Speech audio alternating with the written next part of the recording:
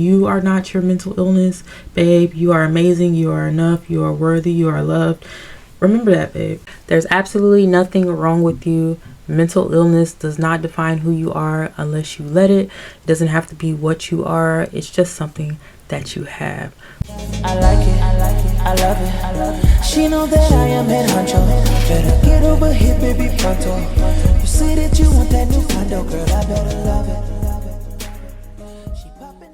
What's up, cousins? Welcome back to my YouTube channel. If you are new here, my name is Nika Nicole. This is Linda the mic, and we are so happy to have you here. I would love if you would subscribe to my channel, leave me a like, leave me a comment.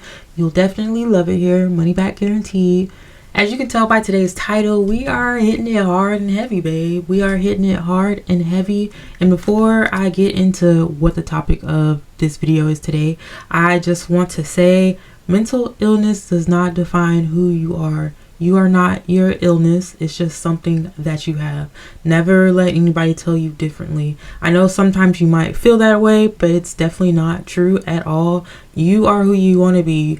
Mental illness is just something that you have. Mental illness is something that you just have to deal with or cope with or go through life with. And I know it's hard sometimes, and I can speak from experience. I know it's hard sometimes, but always keep that in mind. You are not your mental illness, babe. You are amazing. You are enough. You are worthy. You are loved.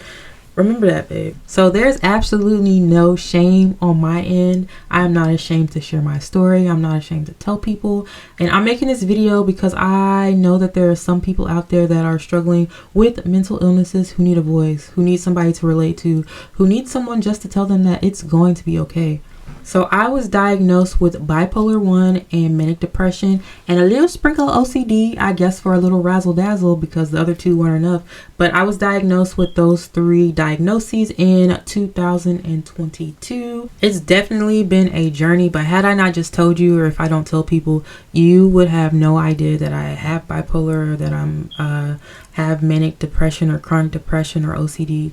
You would never know, and I credit that to God and of course the medication and my doctors and my psychiatrist who really work with me to find something that will work. So what is bipolar 1? And it's characterized by extreme highs or manic episodes and extreme lows called depressive states. Being manic or having a manic episode, you become impulsive, you probably won't get a lot of sleep, you become irrational, you can be paranoid, you can be delusional or have hallucinations. I'm looking down at my notes to make sure I get everything and tell you guys everything correctly. Super energized, you feel like that you are on top of the world, you feel like that you can do anything. You become, like I said, irrational, you take risky behaviors. You might start engaging in spending, guilty, or behaviors such as driving too fast or drinking and driving or anything like that. Something that's impulsive, something that's risky, that all of that is what a manic episode would look like, and it's different for everybody. A depressive state would look like not feeling motivated about anything, not wanting to get out of bed, not wanting to take a shower, take care of yourself, barely eating, sleeping like 20 hours a day. So it's like extremely high and then extremely low, and that's why it's called bipolar, because they are polar opposites of each other. So the moods are polar opposites of each other. So for me, my first symptoms were, in hindsight's 2020, I didn't know these were symptoms at the time, but all of a sudden one day I could not sleep, and I was like, oh, okay, like cool. After a day went by, I'm like, you know, people can't sleep sometimes. I just can't sleep sometimes. But it got to like the 4th, 5th day, and I'm like, yo, like I'm just wired, I'm wide awake, I'm not tired, what's going on? And I didn't really question it that much. I don't know what I put it off as, but I definitely wasn't thinking like, oh, you're bipolar or you're depressed or you're gonna, I wasn't thinking any of that. I was just like, yo, like something going on, but okay. I didn't look that much into it because after like the 5th or 6th day, I got rest. So I just chalked it up to me being wired or me feeling, I don't know. I just brushed it off. And then I started to get impulsive. I started to buy shoes out the butt, babe. And if you know me, I already like shoes, but I was buying an insanely amount of shoes, like 2-3 pair a week, 2-3 pair, sometimes in a span of 3 days. I just would see something like, oh, I like that. Oh, I like those. Oh, I like that. And I was just spending money like, babe, and I was in my head like, oh, I'm gonna spend this and get it back. I'm gonna spend it and just get it back. And that's very irrational thinking, and that's very impulsive. Not even like a month later, I had another manic episode, and I wasn't really getting to the depression state. I was kind of like just coming down from a high, mellowing out. But I had another manic episode, same thing. I was not able to sleep 5-6 days, and on like the 6th day of not sleeping, I started hearing people whispering, babe. I started to hear people plotting against me, and these are imaginary people. I was hallucinating, or I was delusional at the time, but I didn't know it. I heard people whispering, plotting to get me, somebody coming to kidnap me, like right outside the door. I'm like, yo, what? And I, again, didn't chalk it up to anything. I'm like, I'm just tripping, you know, I'm just tired and I'm delusional. I remember like the next day after that had happened, I had took a shower and I was downstairs, and I live in a 2-story house. And when I was trying to go back up to my room, the staircase had changed direction and it turned into another house, and I could not find my way back to my room. Everything had totally changed, and that was also me hallucinating, me being delusional.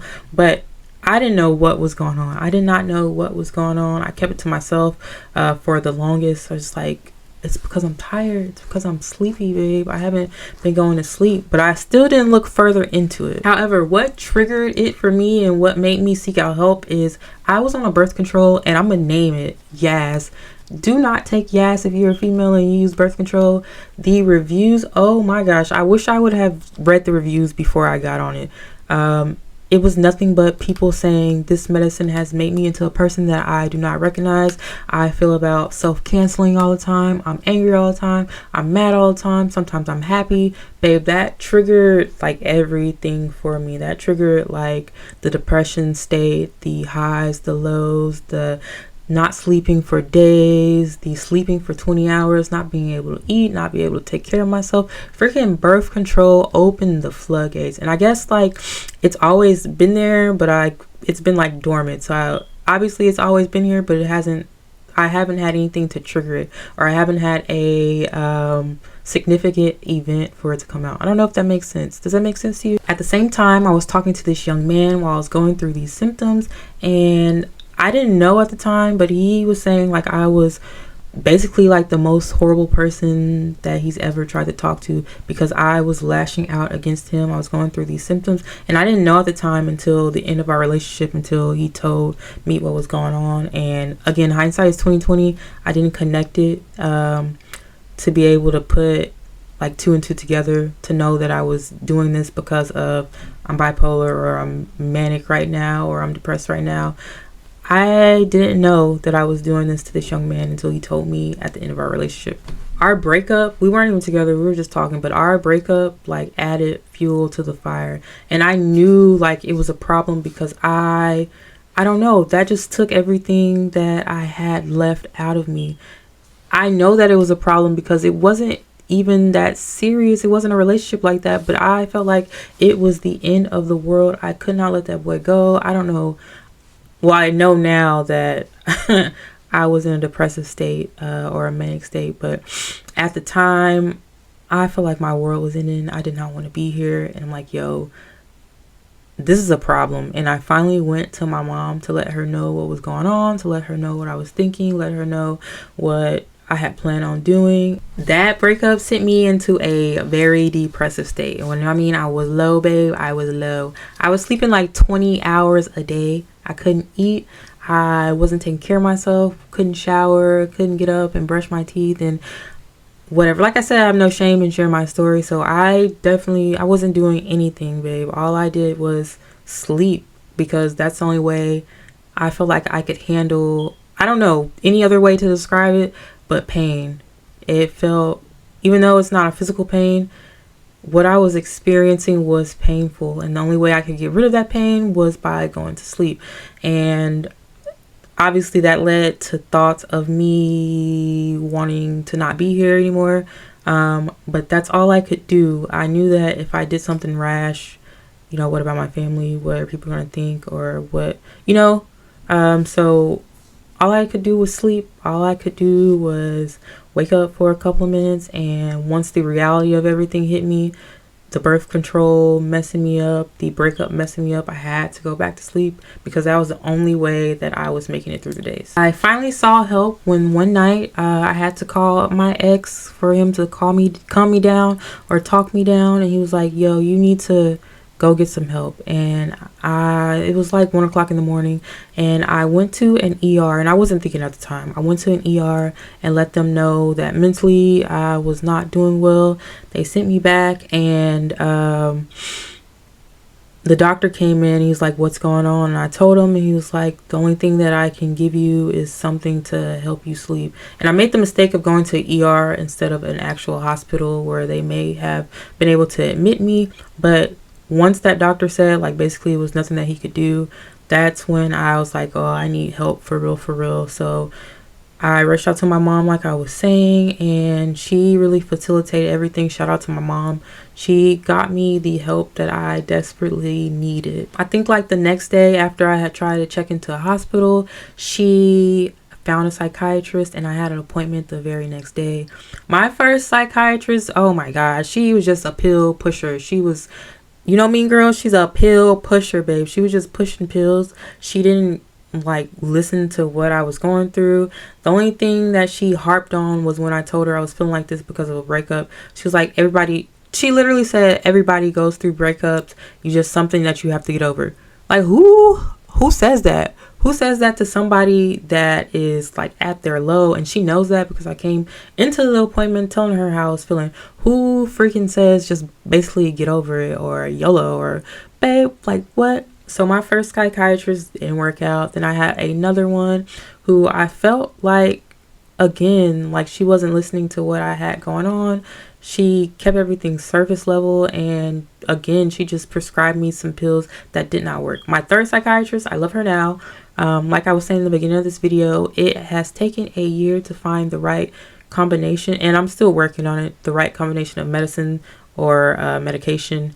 And this one actually listens. This one takes my every concern into consideration.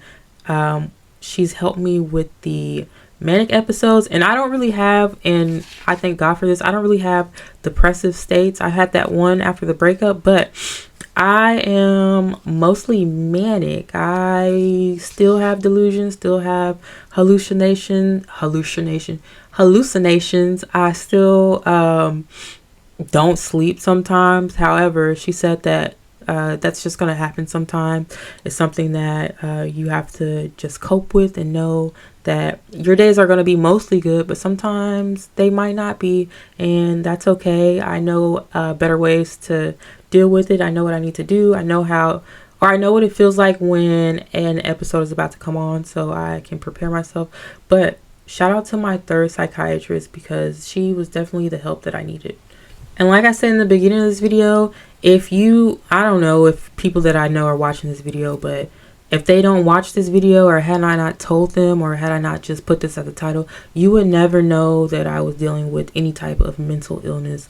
So again, shout out to my psychiatrist because she really got everything under control for the most part. I still am going up in some medications or taking higher doses, but for the most part, everything, I'm still like, now my best work comes when I'm on a high. So I think I'm coming down from one right now, but it's not as bad as they used to be. So I'm grateful for her, grateful to God that he led me to her, and I'm grateful that the medication is working. It's super important to listen to our bodies. So if you are experiencing anything that's out the norm or things that you can't explain, it's okay to go get help. And I implore you to go get some help. There's no shame in asking for help. Like I said at the beginning of this video, mental illness does not define who you are. It's just something that you have, and that's it. It doesn't have to be that deep, babe. Stand up. It ain't that deep. It's not that deep at all. I know, again, it's challenging in the beginning, and it's challenging throughout because my guinea pig is just yapping while I'm trying to yap, babe. Y'all hear him in the background? Oh, spies. Just rude. No home training at all. That's a guinea pig. That's my guinea pig. But like I was saying, there's no shame in getting help, babe. That's the most courageous and brave thing that you can do. And it does take courage. It does take you being brave to let somebody in, to let them know what's going on. And mental illness is so taboo. I don't know why we don't talk about it more. And for me, mental illness is something that is near and dear to me. I want to be a forensic psychiatrist. I am a graduate student pursuing that. And like I said, mental health is very important to me. So that's why I decided to go down that path. My grandma also was a counselor, and she really inspired me when she was able to help people.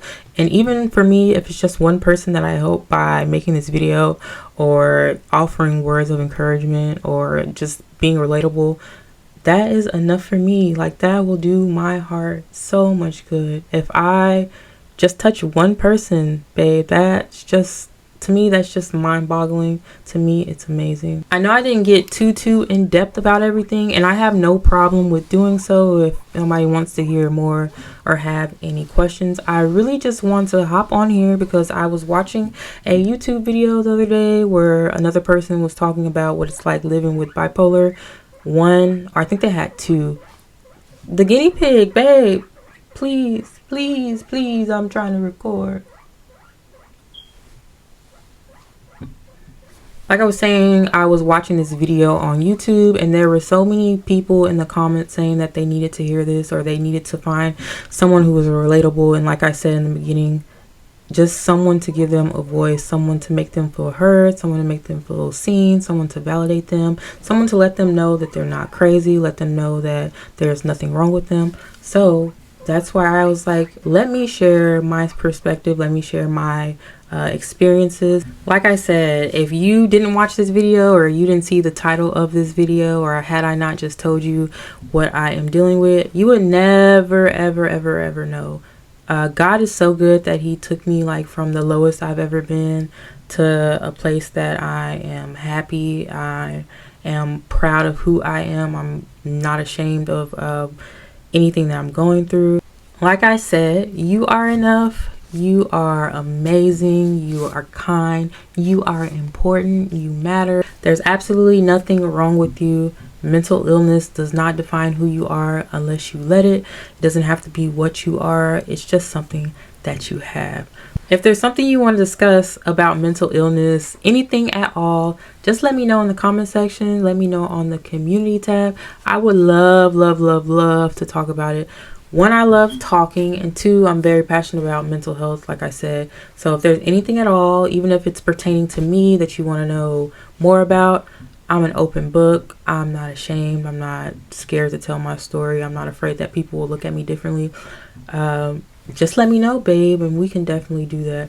But if you made it to the end of this video, I am so grateful for you. I'm grateful that you're here. I hope that you decide to like, comment, and subscribe to my channel. And I'll see you in the next one. Bye.